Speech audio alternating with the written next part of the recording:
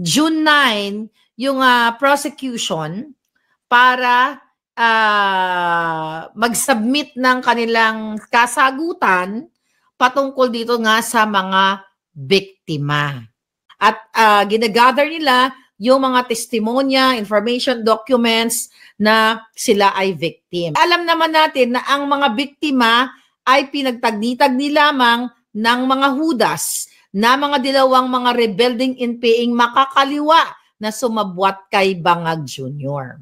So pinaparash nila, pinapadali nila yung pagsusuri sa mga dokumentong yan dito sa mga nagpapanggap na biktima. Alam naman natin, di ba, na lumabas yung mga pictures noon na yung mga biktima na namatay, hindi naman namatay sa pagdodraw, na konektado sa pulburon, kundi namatay sa iba, sa sakit or whatsoever. So ito ay titignan daw ng ICC. So tignan natin, and I hope hindi sila maging bias at titignan talaga nila kung legitimate o ito ay totoong complainants na ito. Alam naman natin na gumawa-gawa ng kwento itong mga Hudas na to dahil sinabi mismo ni Laila de Lima during the Senate hearing.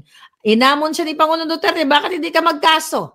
Ang sabi ni de Lima, walang makuwang witness. Why all of a sudden meron silang witness, meron silang biktima?